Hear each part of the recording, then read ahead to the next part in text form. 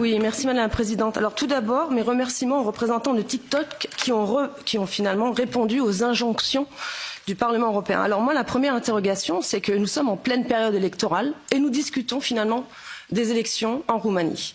Les élections ne sont pas terminées. Je me pose la question, nous faisons pas, nous aussi, indirectement, une espèce d'ingérence dans ces élections qui sont importantes pour les Roumains.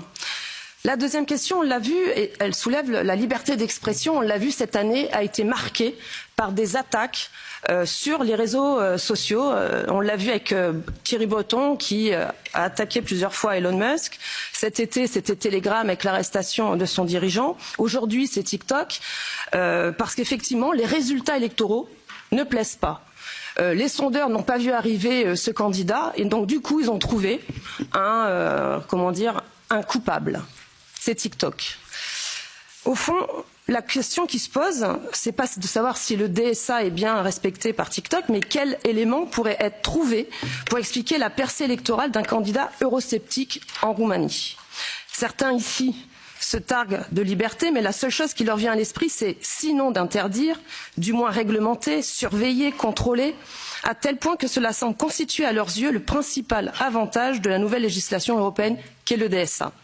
Certains d'entre vous sont tellement aveuglés par l'idéologie européiste qu'il leur est impossible de concevoir que d'autres ne pensent pas comme eux. C'est forcément la faute d'un élément extérieur. Donc je le répète, aujourd'hui c'est TikTok en Roumanie, hier c'était X aux États-Unis.